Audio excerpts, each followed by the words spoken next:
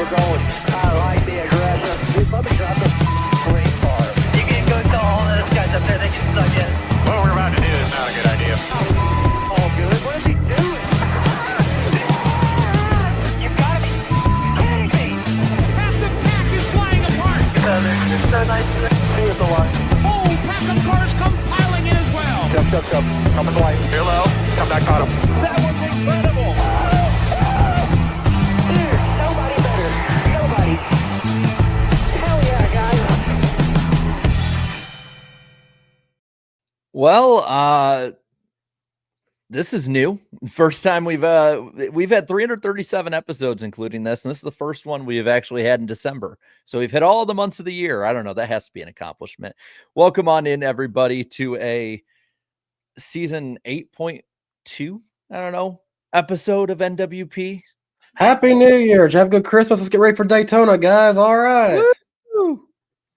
I realize I blend in with my blue shirt and blue background. Oops. No, it is NWP time for a quick special on everything going on with NASCAR. The lawsuit between NASCAR and the teams of 2311 and Front Row it has started today and should probably go, I think they said about 10 to 12 days. I don't know if that's 10. Do you guys know, is that 10 to 12 business days or 10 to 12 days total? Business days, billable hours, as they say. So then that would mean it should go through next Friday. Okay, that's not terrible. Is what I think they're aiming at, but I guess there's a little bit of leeway. Like, for example, today they got through the jury selection process seemingly pretty quick, and they got to the first witness, but they still didn't finish. Like, they still have to pick up the rest of Hamlin's witness testimony tomorrow.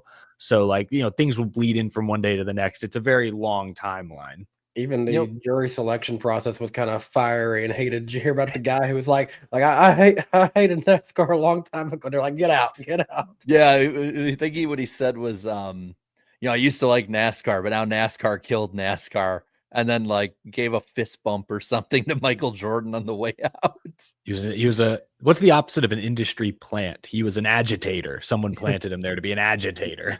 And he could have acted a fool long before he even got in that part. He played it smart and did his own game. He knew what he was doing.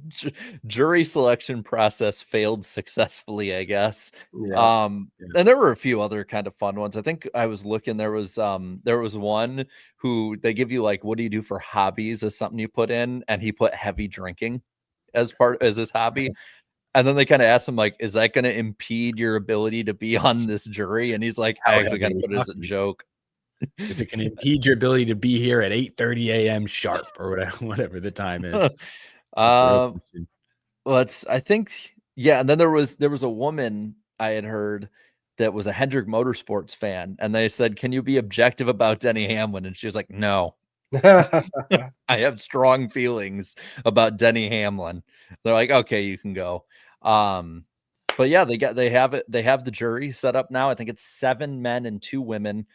6 will be on the jury, and then they'll have 3 alternates if needed. I think one today had to actually leave because she had to pick her kid up from school. I think she has probably a conflict. I was actually talking to my mom today because I have jury duty coming up here in a couple of weeks, ironically. And she was explaining about how she's gotten out of it in the past. Yeah, she literally had to pick me up from school because I was like a preschooler, and that was a good enough excuse to get out. And I do believe they updated it 6 and 3 male to female now, but we don't know who at least I don't know. We were not there, but I don't know what the actual 6 primary jurors, what their makeup looks like. I will say though, props to those that are on the ground. From what it sounds like, those jury benches there or court benches are not comfortable. They have to get there super early. Being there multiple hours without their phone. I know that sounds like a very Gen Z thing to stress about, but that would be difficult, especially in our industry, their industry as well. That's very much information, real time, get things out ASAP. That's different. Bob had said on Twitter that he said we can't have our phones in the courtroom. There's an overflow room with an in-house feed where you can watch on a monitor, but you can't have your phones in there either. But maybe they can sneak out a little easier to send an update. So, but if you go tweet an update, you miss out on something potentially. Yeah, a lot of handwritten notes. So that was the first big thing that really came out today. Another big part though was after the jury selection and some of the other deliberating breaks, all of that. They had witnesses and opening arguments. And so I have a handwritten note of the witnesses that they were bringing out, and it was kind of, some of them were like specifically placed, like, oh, 2311 and the teams were bringing these ones, NASCAR is bringing these ones, and then others were like, these other ones will be here, but they're not specified. So the teams, from what it seems like, there's Denny Hamlin, Michael Jordan, Curtis Polk, Steve Loletta, Gene Mason, Bob Jenkins, Jerry Freeze, and then NASCAR, it's Jim France, Lisa France Kennedy, Ben Kennedy, Brian Herbst, Steve O'Donnell, Steve Phelps, Scott Prime, Tim Clark, Greg Motto, John Probst, and Ron Traeger, and then others that were kind of unspecified, but I think we can kind of guess both ways which they'd go. Richard Childress, please God, can Richard Childress be on it? That was an interesting one because I don't think his name had been mentioned in any of the filings previously. He didn't have a reason to get in until recently. And now for him to be on the list and potentially on the stand in the next 2 weeks would be, I mean, that would be can't miss television. It's a shame it's not televised, but I'm sure there'll be some memorable quotes if that does indeed happen.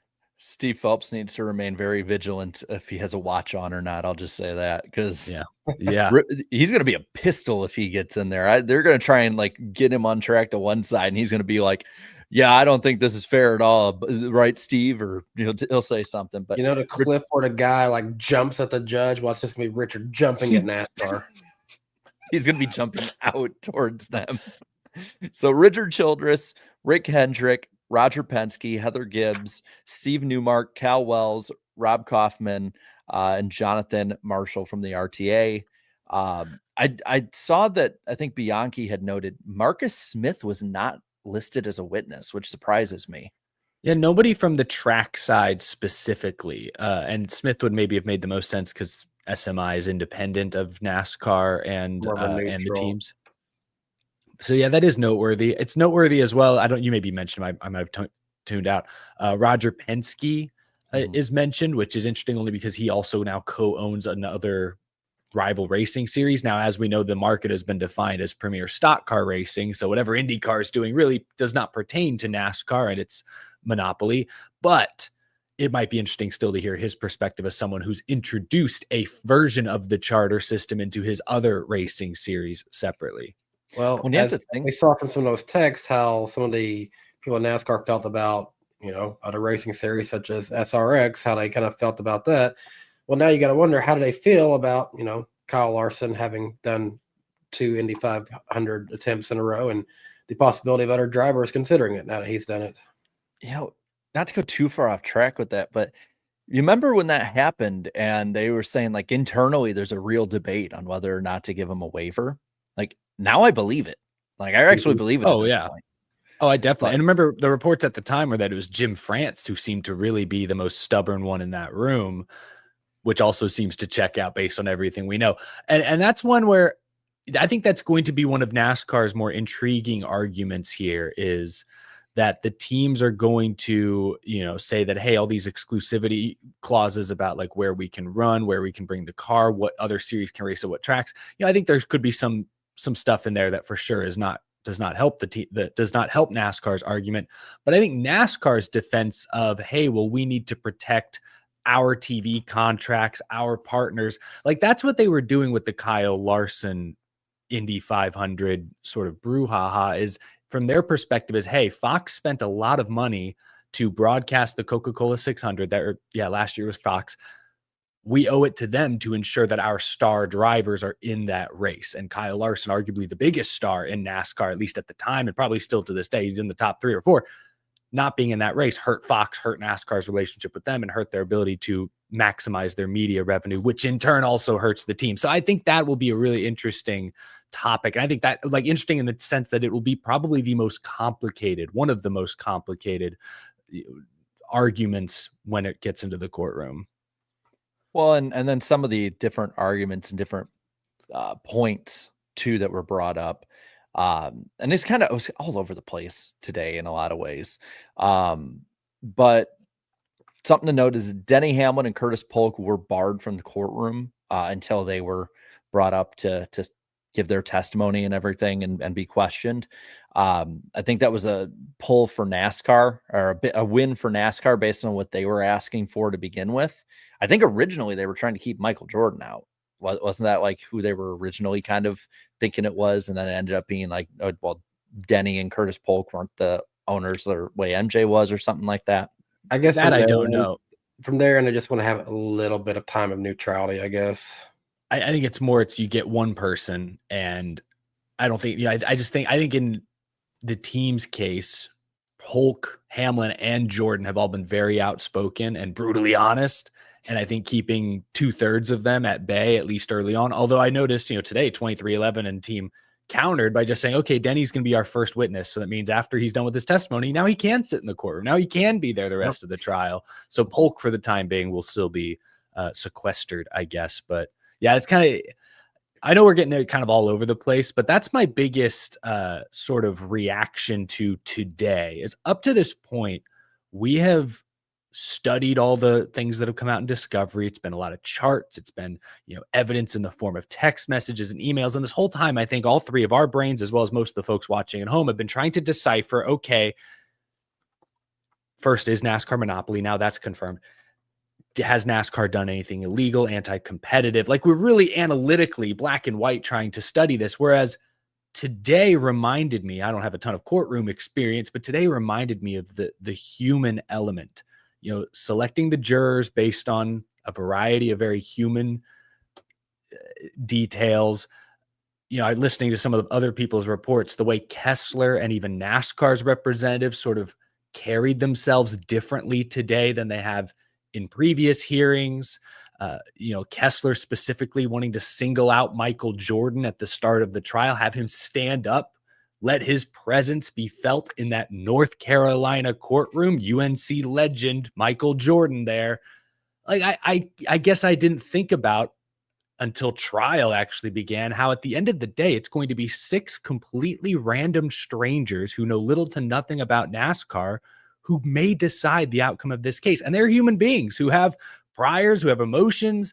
And so seeing these like hard-nosed black and white lawyers try to play those human games, like who's in the courtroom, who do we want to call first, that's going to be really interesting. There's a whole strategy to this world that we really haven't talked about up to this point, but it's going to come into play the next 2 weeks. Well, I was kind of reading about both of them too, because we've heard so much about Jeffrey Kessler with like the stuff with the NCAA and free agency in, I believe, the NFL, like, and just in general, like what an impact he's made on sports the way we know it today. And the back and forth, like, I can't, what's NASCAR's rep's name again? It's blanking me right now. It has been Chris Yates. The guy today who did their opening argument, though, his name is John Stevenson.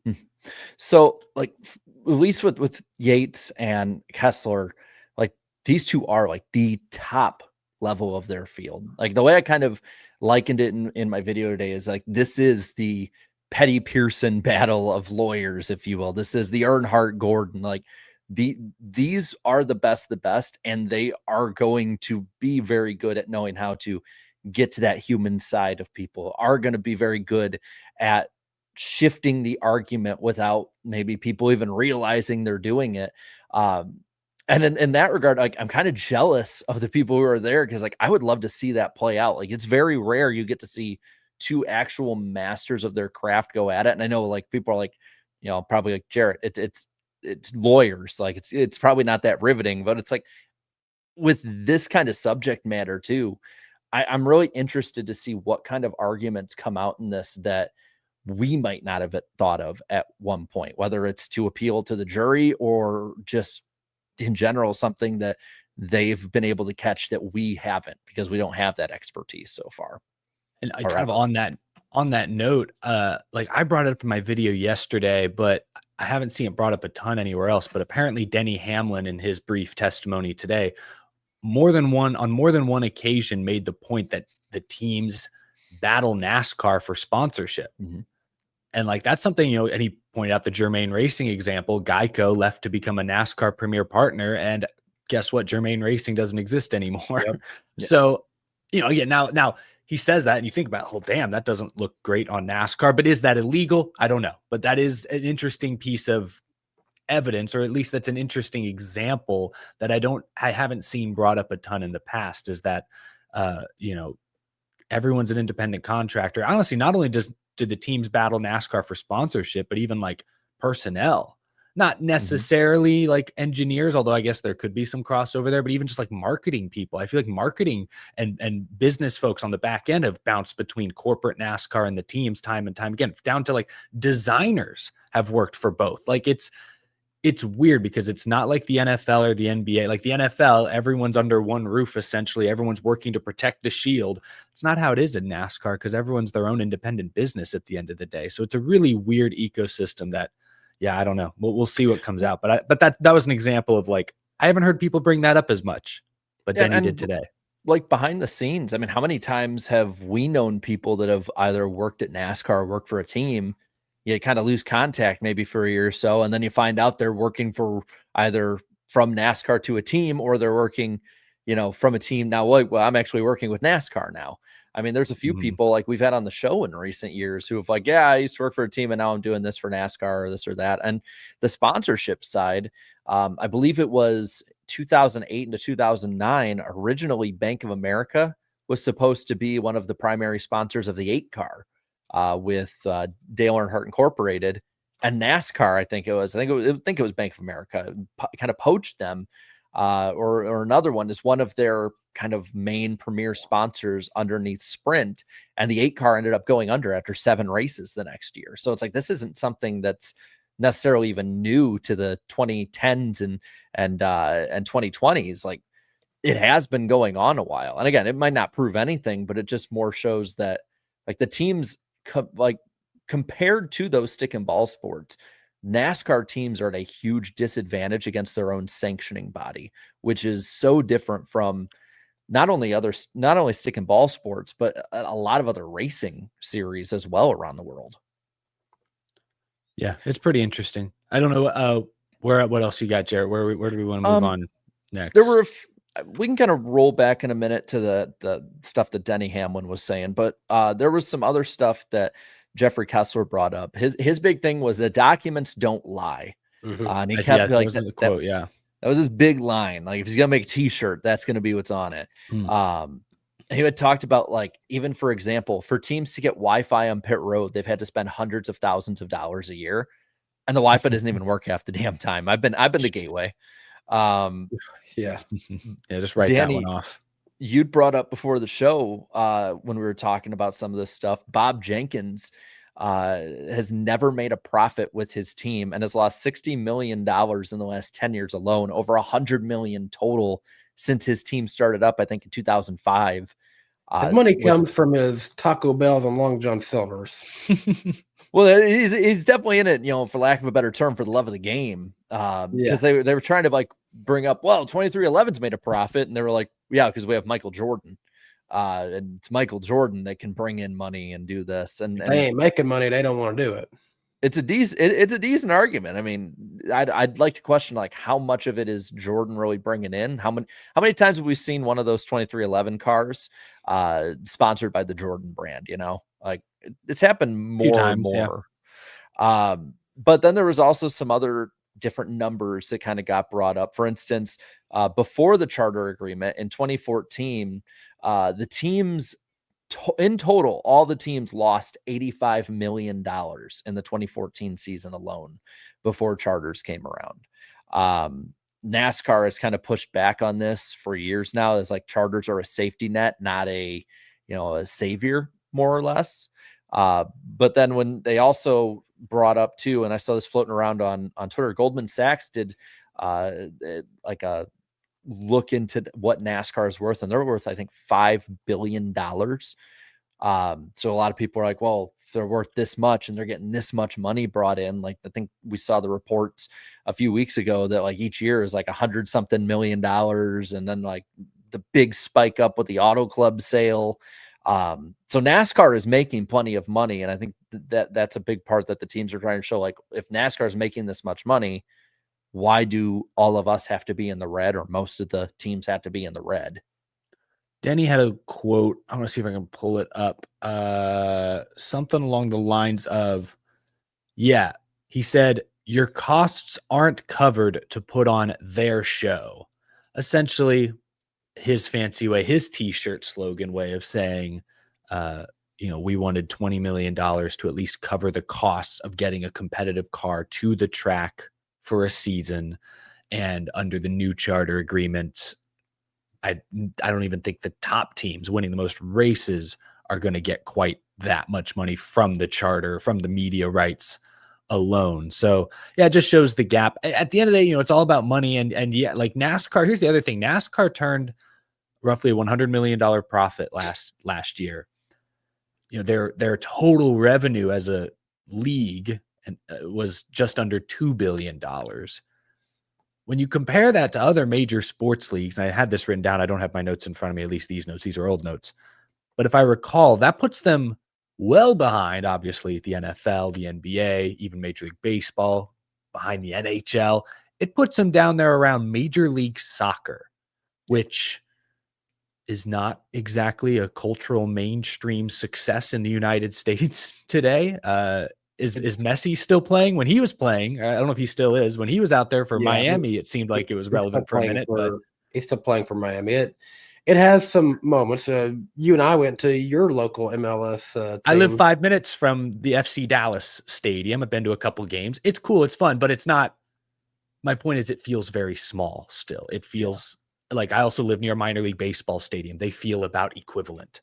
So we're talking about NASCAR in line with minor league baseball and Major League Soccer. Like it's not.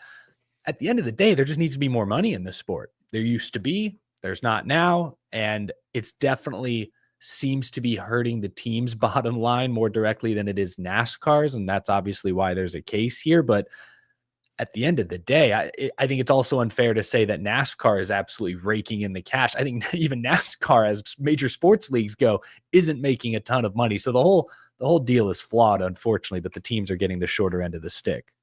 Well, that's kind of the, I guess, sad or dirty truth about the whole deal, not just the lawsuit, but NASCAR in general. I mean, like we in the NASCAR world, I think Eric, I think you would put a video out an hour or two ago kind of touching this subject, and I have something tomorrow kind of in general about NASCAR with it. But it's just that, like, us NASCAR folks, we're all looking at this and we're like, this is huge. This is a huge deal. Like, this, it's not hyperbole to say that this is possibly the biggest NASCAR event in 25 years when it comes to the future of the sport, like of major, like just changing hinge moments.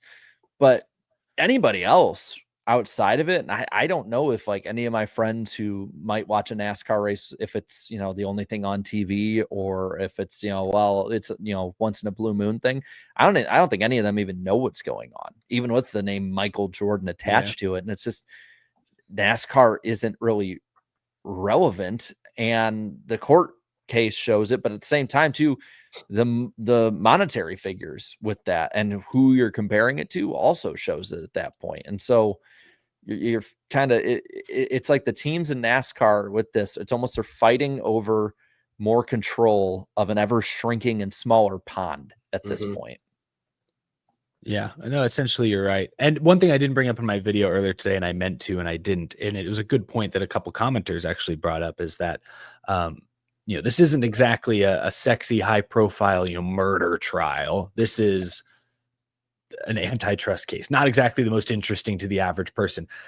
Similar to when Jeffrey Kessler was involved in the case against the NCAA that led to the NIL college sports era we live in today. A lot more attention was then paid to the result. Once the trial concluded and major changes were noticed around college athletics, now everyone's aware of it. Everyone's talked about it. And it could be a similar story here. Once there's a result, if Michael Jordan's team folds, yeah, that'll be a national headline.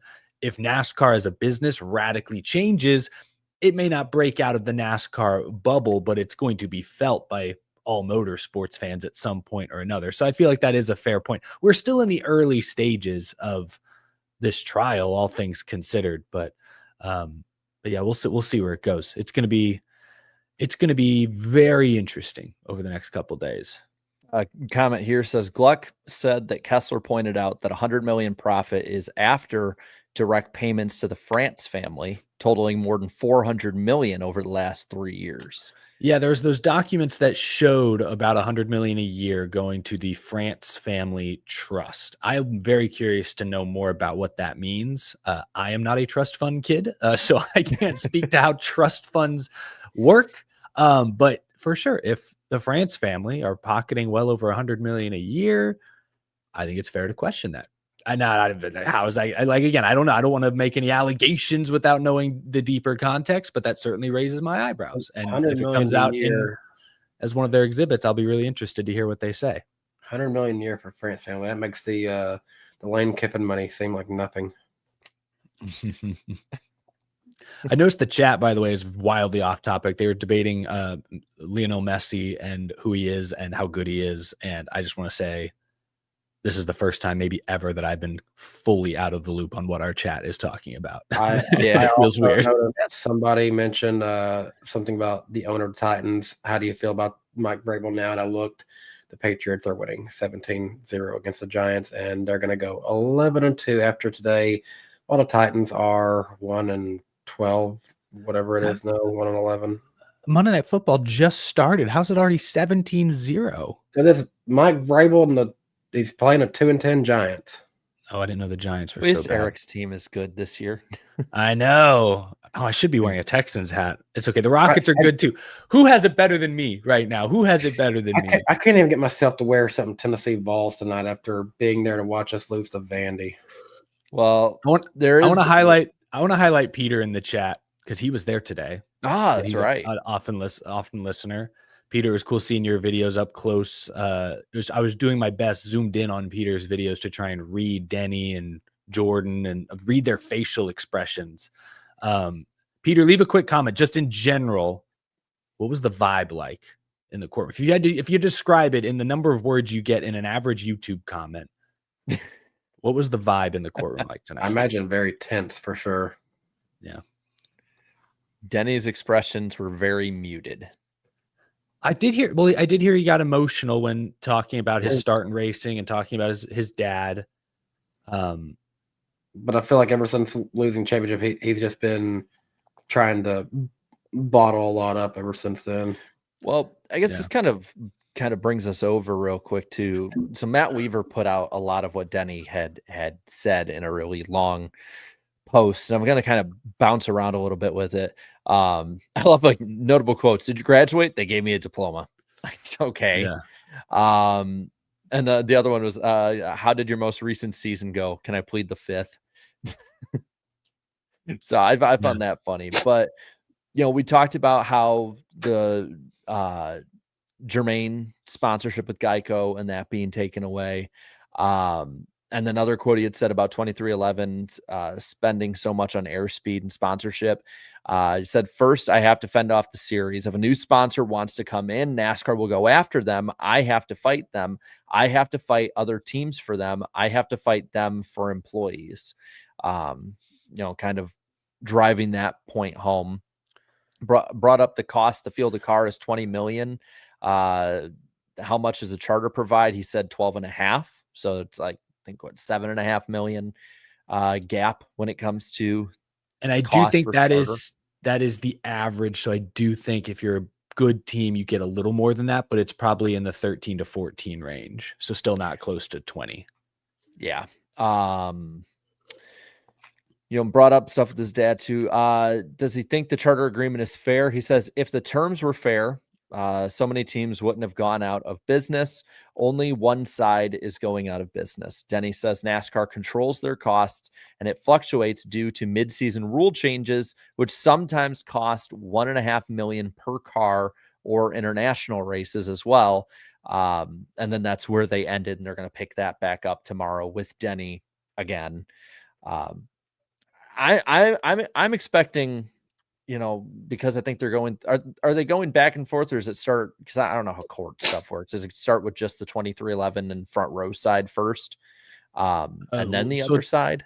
I believe tomorrow will open with Denny Hamlin. They'll go for another, I don't know, 45 minutes, give or take. Mhm. And I think there will be an opportunity as well because right now I believe today he was just answering questions from his team, from his side. So, it was softballs, it was leading questions, they probably practiced a little bit. I believe there'll be an opportunity tomorrow for the other side to ask him questions as well. And that's where could get off book and things could get interesting. From there, I don't know what the next step is, but I do know, I believe the plaintiffs ultimately make their remarks first and then the defendants. I don't know if that's how it goes the whole time, but I believe that's how it starts. That's how it started today. Yeah. So we'll see. We shall see. Overall, I know that they can have the ability at any given time to settle. I just, the more we hear about it, and the more we see people that are experts talk about it, the more I get the feeling that like settlement is the only way I think that either of them not necessarily win, but don't lose in this. Right.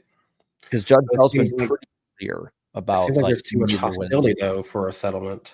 Oh, I at this point, I don't know if they would. I think the team smell blood in the water, at least the way that it was gauging after Phoenix. Because remember, before Phoenix, it was like, oh, we're really close. It's just about legal fees.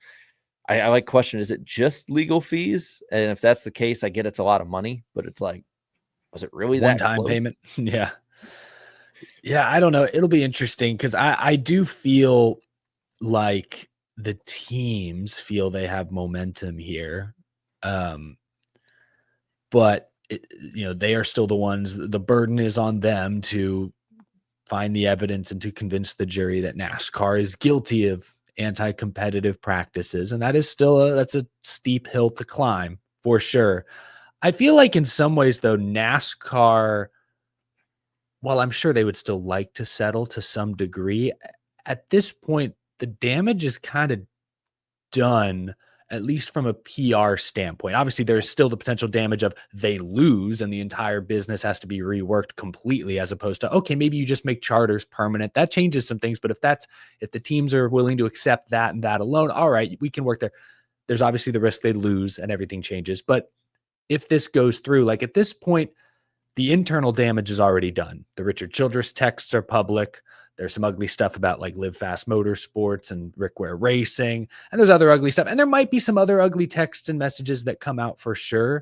Mm-hmm. But I think I doubt there's going to be another major bombshell that like changes everything. There could be some little things, no doubt. But yeah, I think the Heather Gibbs testimony, if she gets on the stand, will be really interesting because there was that letter between Heather Gibbs to the Frances.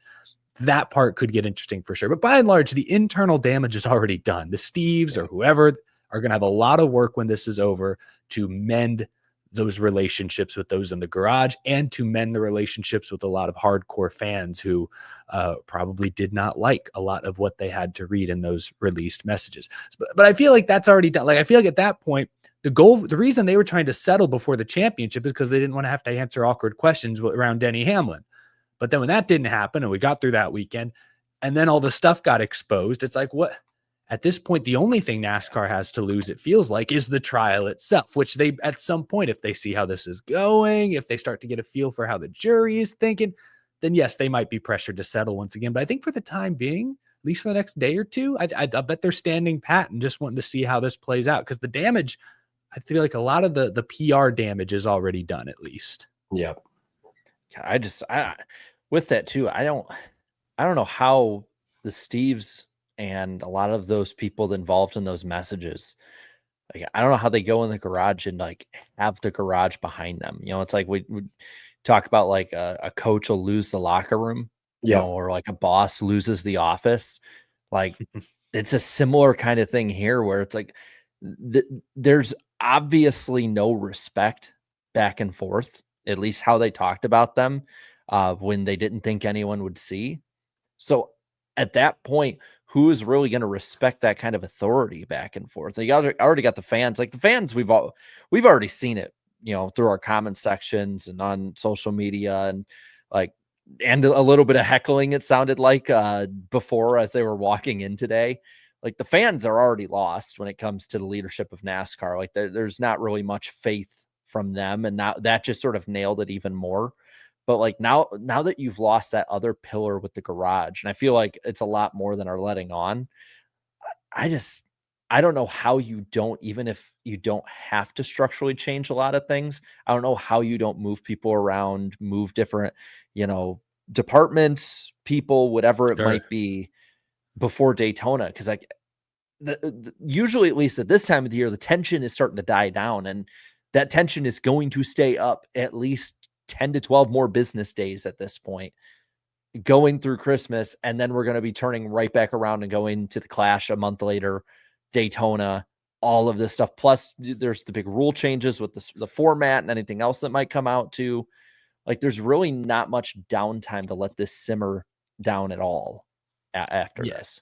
It will be interesting. I think to that point, regardless of who wins this case, if anyone does, or if they settle, like I will be curious to see if Phelps, O'Donnell, Probst, a lot of these guys, I'll be interested to see if they are all still in their exact same positions. Not because I think necessarily NASCAR is going to let them go. I don't necessarily think that would be the reaction necessarily, but they could move them around. Phelps has been and O'Donnell too, have been in very forward-facing roles. They have very much been the mouthpiece, the face and mouthpiece of NASCAR corporate for the past few years. Jim doesn't want to do it. I think Ben Kennedy is perhaps being, prepped to do it in the future. But gosh, I like Ben Kennedy. He's been nice when I've talked to him, but like, gosh, the voice is like, listen to paint dry. Like he's not exactly the most charismatic speaker.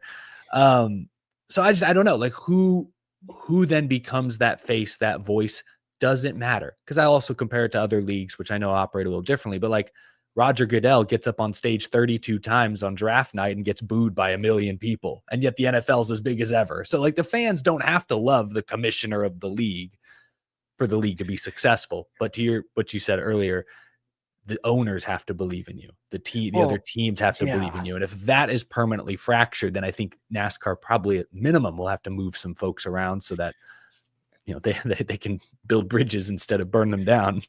Well, and on top of that too, like, with the NFL, Roger Goodell might get booed, but at the same time, like the France family, and especially those in leadership like Jim, Brian, even back to Bill France and Bill France Jr., like there is a huge amount of ego in the I am running the dictatorship side of this thing.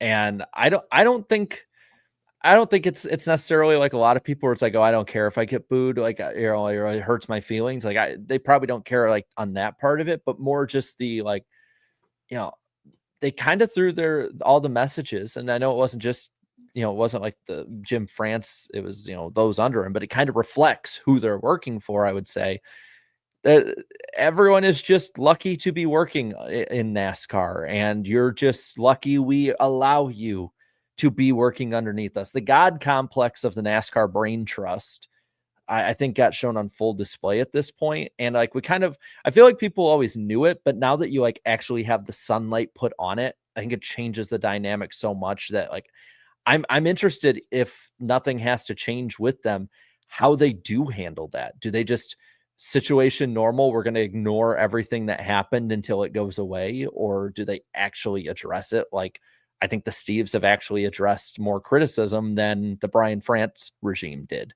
per se. Yeah, that's the part that was disheartening in all those messages. And again, tense negotiations 2 years ago. I mean, we say mean things about people in private. Like it's not exactly like wasn't the worst, but yes, it did paint a picture between multiple messages, multiple people of how NASCAR views themselves in this ecosystem. And that was a bit concerning because by and large, I would agree.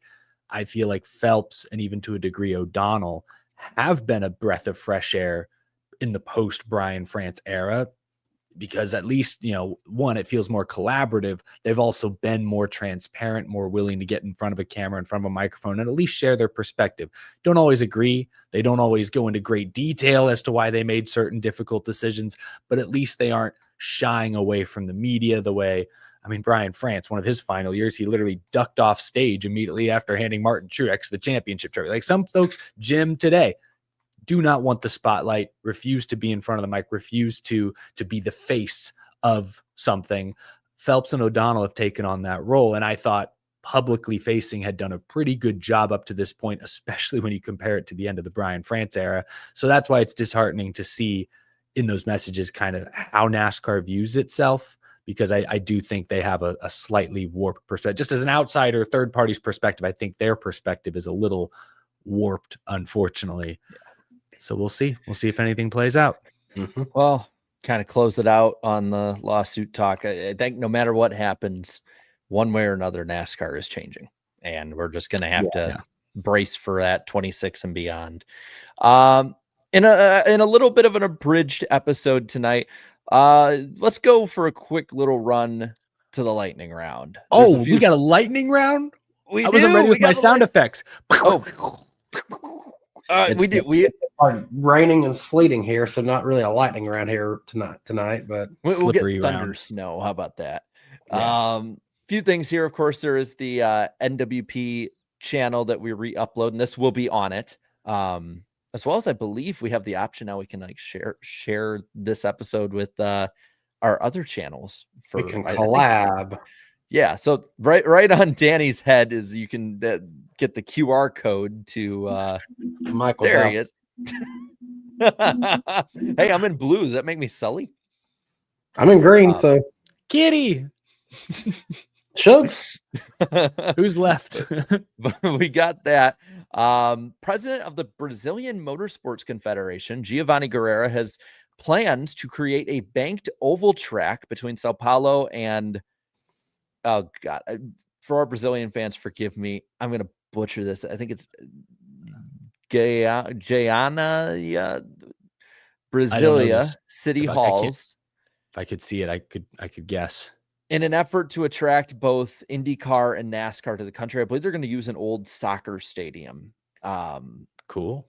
So apparently it's also like super dilapidated, so they're gonna have to basically build it from the ground up. But hey, you know what? If we can do international races and they don't have to be a road course, I think that's a win personally. Like, yeah, that way you can keep the American audience. Hey, all the ovals getting torn down in America. Shout out to Brazil for trying to build an oval for a change.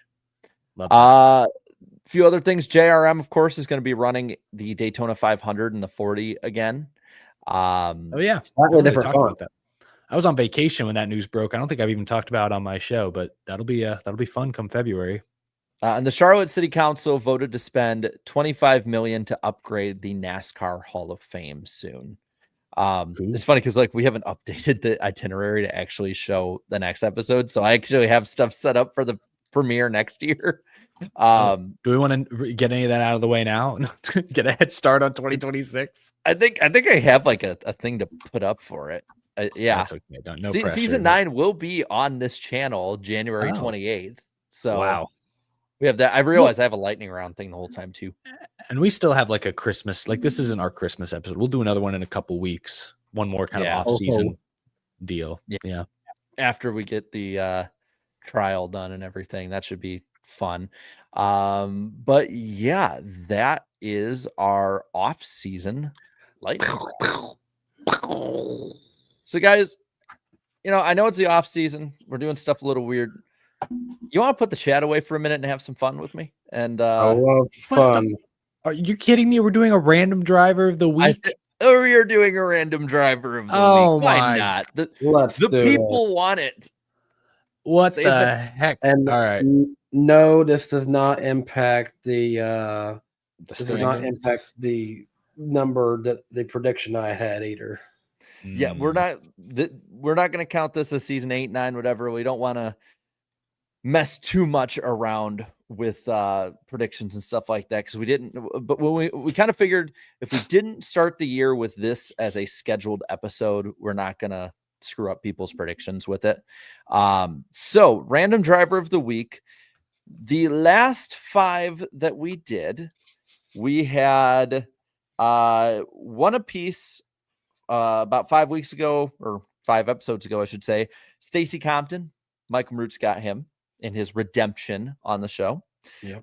Eric got Aaron Crocker, And then Danny got Paul Menard, Norm Benning, and Scott Wimmer for 3 in a row. So it's Eric 33, Danny 32, the standings as So wait, if you think about it, by Michael getting that one, and we finished so close of me going 3 in a row to end it. Michael basically got his revenge on me by preventing me from tying with Eric this year. That's right. That's my confusion. Have we talked about this? Are we resetting the score for the new year, or are we like, is this like going on for perpetuity? It's been going on. Yeah, this is all 2 time years. ever since the first time we did it. We can keep track next year of it both, I guess. Okay, well, never mind. Because I was about to like make a guess before you even given us a clue. Because I was like, this is like an exhibition. I'm just gonna like go for it, see if I can get it in 0 for all clues. time, but I'm not gonna waste my guesses now that I know that it counts. Okay, let's go. All right. This shows how last second all this episode was. It's actually all on my phone. So instead of on paper. Welcome to the 21st century, Jarrett. Woohoo! This random driver hails from Milwaukee, Oregon. What?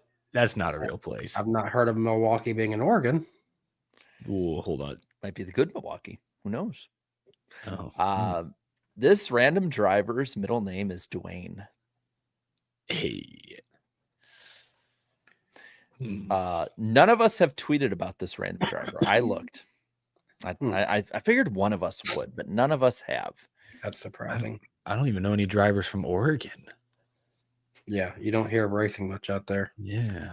This random driver went over 5 years during the Cup side of their career without even leading a lap. Because Biffle and Kane are both from Washington, I think. So it's not either of those guys. This random driver has 13 career Truck Series wins. Okay. That's helpful. He's behind Corey Haim on the all-time list. Nearly in one season. Yeah. This random driver is a Truck Series champion. Ooh. Oh, this had to be like in the 90s or something, like one of the early champions. Maybe. This random driver's first Truck Series win took place at North Wilkesboro. Yeah. Okay, so that dates him. Mm-hmm. This random driver finished 5th in O'Reilly points 3 times. That's pretty good. You said it was Cup where they didn't lead a lap for like their entire life? Years. 5 years. Okay. 5th in O'Reilly, how many times? 3. 3 times. This random driver's first O'Reilly Auto Parts Series win was in a race sponsored by SpongeBob SquarePants. Oh, boy. SpongeBob and NASCAR have a deeper history than a lot of us. Gosh, A lot of people realize. Who won the SpongeBob race? I don't remember. This random driver has 1 career top 5 in the Cup Series. So they were really just a Truck Series guy with a little dash of the Busch Series or nationwide. What year are we talking again? You said Wilkesboro earlier, so this got to be pretty old. For trucks, yeah. So I got numbers for you. So have a pen with ink. All right. 09, 08, 07, 06, 00. No way. What are we doing here? 0, 1, 2, 3, 4, 5, 7, 10, 11, 14, 17, 19, 20, 21, 22, 25, 27, 30, 32, 33, 34, 36, 37, 40, 44, 49, 51, 55, 63, 66, 71, 80, 81, 87, 88, 93, 96, 99. I'm just going to throw out a name here, Mike Bliss. Mike Bliss is correct. Whoa. Play. Mike You know Bliss. what, Jarrett, when you were counting down the numbers, you went 00? Wink, wink. That should have been a dead giveaway, but I was still thinking about trucks. I don't know why Mike Bliss just came to my mind here and there. I think it was when I heard the 01, which made me think of the Mikasuki. Or no, you just said 1. And then I heard 11. I remember, he switched from 1 to 11 that 1 year. Well, Or I guess, wait, 00. It was the net. It was the normal 0. Never mind. Yeah. The clue wouldn't even give it away. I was about to say, I'm like, did he have like the 00 was like a no? big I was thinking Bliss of the. number? I was thinking of the net 0, number 0. I was getting the 00.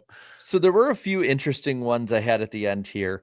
So in his career via NASCAR, he drove for 49 different teams in 21 years, which I think is unofficially a record.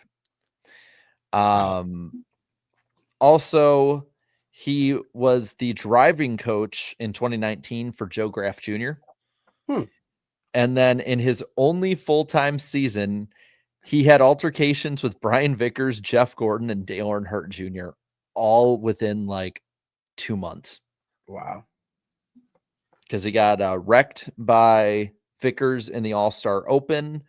Him and Dale Jr. got together at Sonoma, and then Jeff Gordon and him got together at Chicagoland. And then at Midway Airport later that night, Jeff Gordon punched him in the face in the airport. Yeah. So you don't get that kind of action at O'Hare. You got to go to Midway. Yeah, I avoid Midway, man. You just I'll pay the extra money to go through O'Hare anytime. I'll pick O'Hare over Midway. All right. I guess that leads to one final segment. Let's do is it our super chat stage break or our super chat cool down lap? Which one do we want to do? I like that. It's kind of like a cool down lap. All right, let's do it. So we got a bunch before the show. Fun. Thank you, everybody. So the Sloth Nerd says, here's $5 for the NWP tip jar. Hashtag the fall of NASCAR. I shall be switching my loyalty to IndyCar since they like Portland more than NASCAR. Speaking of Oregon. Yeah. Brandon says, imagine the teams win the lawsuit and the 2026 NASCAR season is in jeopardy, just like the 04-05 NHL season where it was canceled completely. I don't think that we'd get to that. 26 season is safe. I mean, I probably 27, 28. They're probably safe too, but 26 should be safe because I think even if NASCAR loses, they can appeal, and that could take months or years. What'll be interesting is depending on what the lawyer costs are and like legal fees is how does that affect the money they try and get in 2032 for the new deal after that? Because like there was already talk that they're like, oh man, I'm kind of afraid of what's going to happen with the next deal. And now you add in the fact they might have to make up for a bunch of lost money on top of that. And it's like, it might not be good for fans. It'll just take a while to get the sting. Santa Claus left a couple. He did ask, what do we want for Christmas? For everyone to make up and be friends again. No, I don't. For Christmas, I got a pretty sick birthday gift. Y'all might have seen on Twitter. This has been on my list for a while, but my parents got me a that was 2004 jacket. How do I put you as the main one on screen here? I'm trying. It's okay. There you go. It's the best I can get. It looks so clean. That does look pretty damn I don't think your camera's really doing the yellow justice in that right now. Oh, no. It pops. Dude, you know what we should do? I wanted to wear it to Thanksgiving, but my wife wouldn't let me. Come on, Amelia. I know. Danny, do you have clashed with the vibe or something? I don't know. Danny, do you have like a vintage like NASCAR style jacket? Surprisingly, no, I do not. Okay, well, I have two, and what I was thinking is like if Eric wears the DeWalt one, I can wear the Budweiser one. I have an Amp one that I like, and we could all wear that on an episode at some point. I have a vintage Tennessee Vols jacket I've been wearing to the games here lately. I mean, it doesn't they match, sponsor. but They sponsor what's his face, Dawson Sutton. That's a vintage yep, Dawson Sutton go. jacket. Well, thank you. I can tell wristwatches because she actually brought these in. Oh, wow. She was prepared. They were at the store getting dry cleaned. That is 2003. And then we have, well, I can't really see it much here. Oh yeah. You know, if I could go, 2008. if I ever decide to go and get one, I want the 2008, the clean white Adidas jacket for Dale Jr. with the amp on it. Well, so the fun story about the black one is that so I got like when Dale Jr. switched over to Hendrick, like it was at least listening to what Kelly Earnhardt was talking about a few years ago on her show, it was like the biggest merchandise boom NASCAR ever had. Because it was like right about at the peak of the popularity of the sport and Dale Jr.'s popularity. You go to a big team like that. And that and the hat I got and a shirt I got were all ordered before the paint schemes were even like fully rendered and designed and put out there, and before the design of the jackets were. So like this is like one from super, super early on. But like, yeah, I agree. Like the white one looks really, really good. Did they make the National Guard one? I think I only ever saw the amp ones. They did. But Amp and PepsiCo with Mountain Dew, like they really pushed it as like we're the main sponsor, even though I want to say I think National Guard sponsored more races. So yeah, Mrs. Jar Jar Binks also is on 2311's side. Joshua with a 50. Damn, son. Says if NASCAR wins, 2311 and FRM go out of business. If the teams win the case, NASCAR may lose some tracks and or even ARCA. That's something we didn't bring up. Maybe they break that up again. Yeah. I don't know if that's an option. Maybe. I think at the very least, ARCA would get rid of their regional divisions and just have one ARCA. It'd be interesting to see how then. I don't know if that would. I don't know if that would satisfy. I don't know if that would satisfy. It would at least be one. Oh, did we lose him? Effects. I mean, it could take down all of ARCA. I don't know. Oh, we got him at the very end there. We got him back. We got him back. Well, we heard it. Yeah. My internet is being bad tonight. I'm dealing with a cold, and so is my internet apparently. We're just getting the gremlins out of the way in the off season.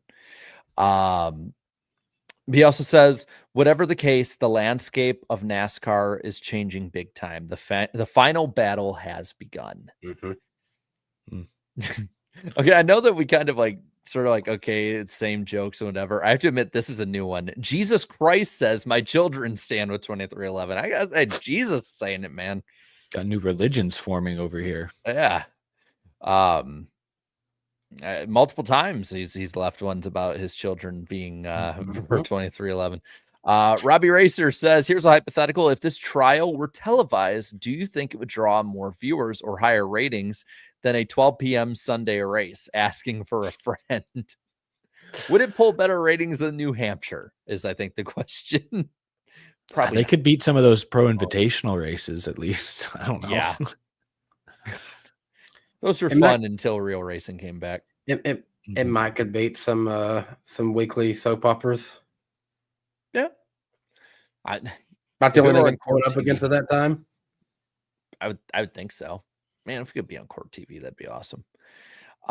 Let's see. TM says, my favorite NASCAR influencers all in the same live. Well, thank you. We do this every week during the season, just not Mondays. Yep. So we've done this show every single main day of the week now, Monday through Friday. And we've done it every month of the year. Is this our first Tuesday? This can't be our first Tuesday or Monday show, is it? Is this our first Monday? First Monday show. We've done Tuesdays before. We do Wednesday every week, and then we do Thursdays every now and then we have done a Friday show before. So we're here to announce we're changing to NDP, NASCAR Daily Podcast. Just kidding. Stevie O says, could you all see NASCAR selling off major tracks? I'd hate to see a track like Darlington, Martinsville, or even Daytona suffer the same fate as California. Wonder how much Daytona is worth these days. Probably a pretty penny. It's awesome in person. I don't think they're in danger, but I mean they could be to sell off some tracks. It just depends on like who buys them, and that's the part that is definitely concerning for sure.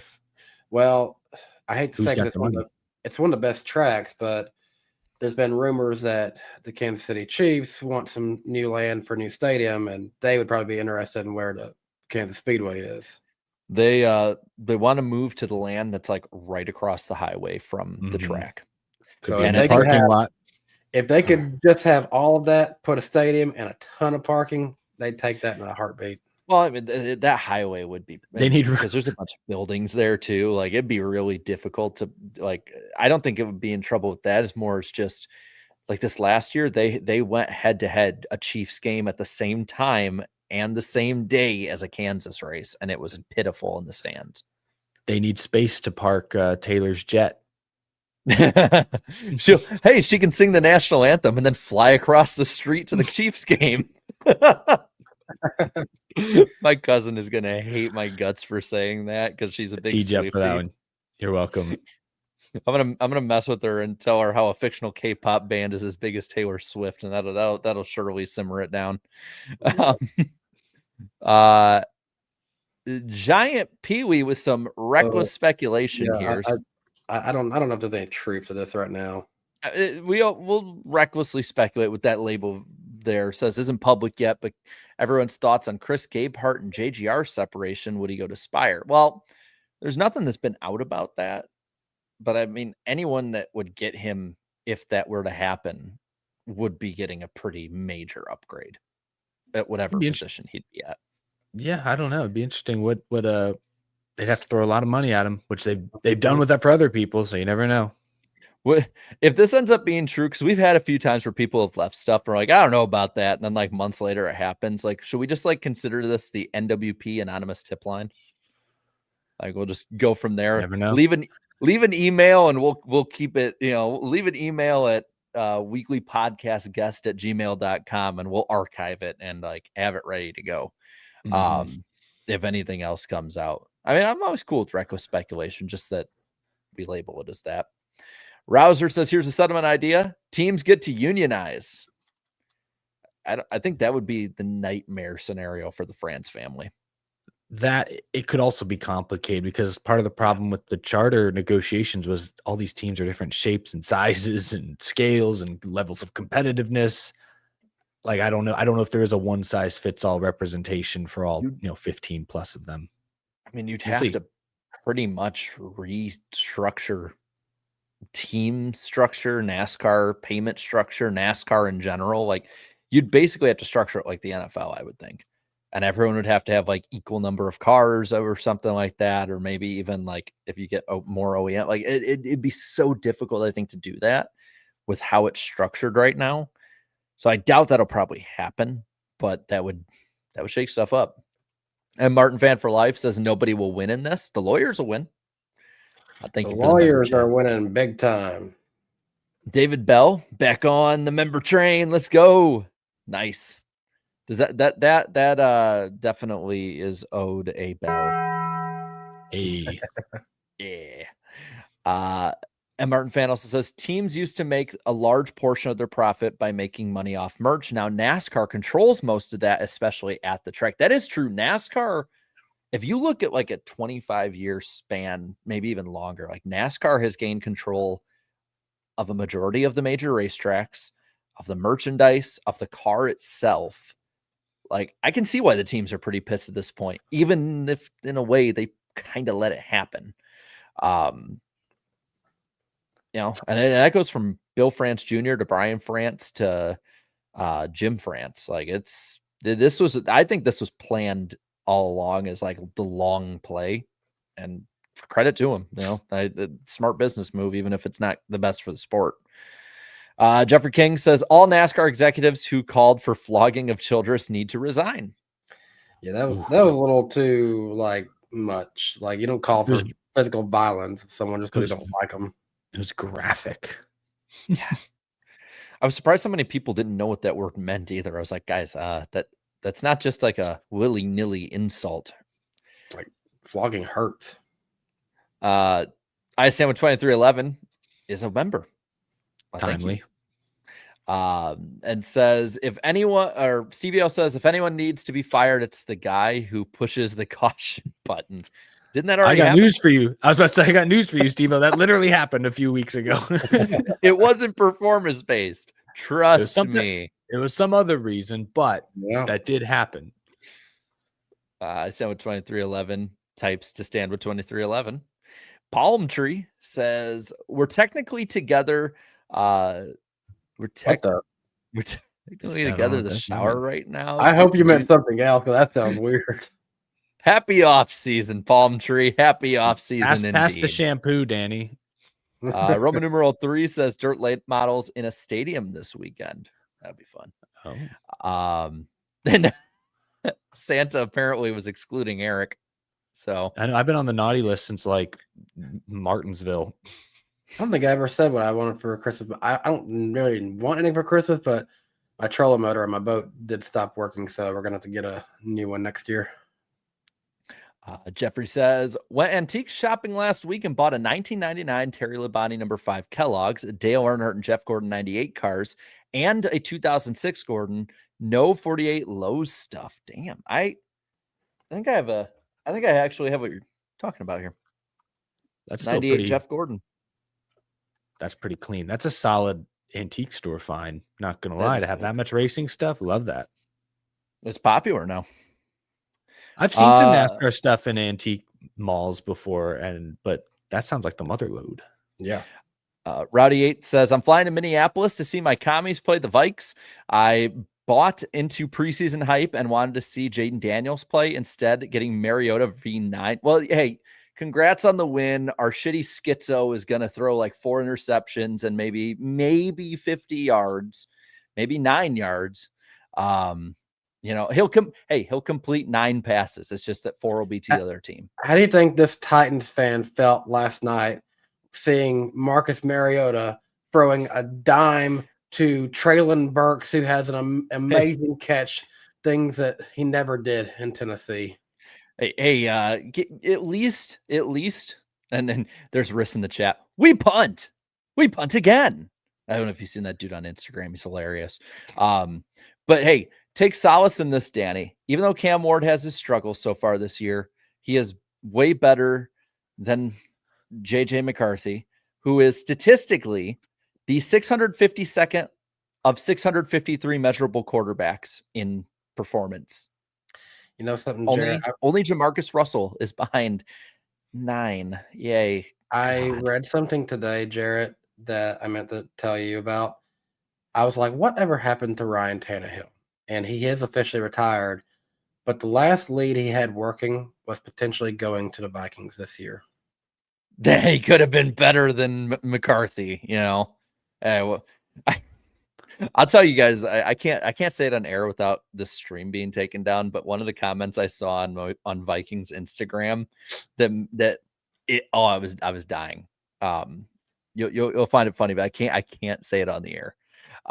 Let's see. Carlos says, K-pop Demon Hunters for the win. Music rocks. Yes. I haven't watched it. Come on, you haven't watched it, Danny? Come on, man. You got it's good. It's better than anything Disney's put out in the last 5 years. Well, I just spent a week at Disney, so you've been indoctrinated, man. Get with it, man. I'm a Disney adult. Dang it. Me and Claudia are Disney adults. That is not how it's done. JQ says, my antique NASCAR find was a 44 Stewart shell car. Ooh, that's a good looking car. That would be a cool one to have on a shelf. I like that one. Let's see. And then one more here from Jeffrey says, Cowboys charging up the NFC, need to beat the Lions. I'm cool with Cowboys winning that one. So best of luck to all you teams that are competent out there. God, times are bad when 2 of the 3 people on this panel root for teams that are more incompetently run than a Jerry Jones led team. That's a great way to end out this NASCAR podcast. Thinking of Cowboys, I don't know officially what the Titans are going to do. Last I heard, though, they're thinking about former Cowboys coach Mike McCarthy. Maybe he can fix Ward. Then Santa is seeing Sabaton on the 17th and does not like Alex Bowman. I agree. Yes. All right. Probably do one more of these before the end of the year. We'll see how it goes. You'll find out like today where we just pop up. Yep. Probably after the be on. We might have to rotate the channels.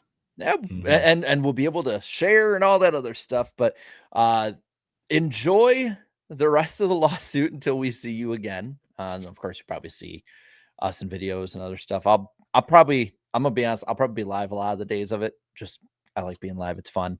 We'll just see as we go. But happy off season and Merry New Year. I don't know what the hell the quote was. Have a great one. Close enough. Be good There for you Sam. He's always in the chat.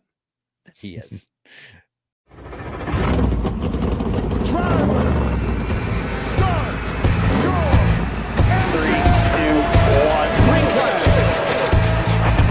Started off right now.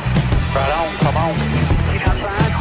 Three wide. Unbelievable. Where you playing? We're going. I like the aggressive. We probably dropped the green car. You can go to all those guys up there. They can suck in. What we're about to do is not a good idea. All good. What is he doing?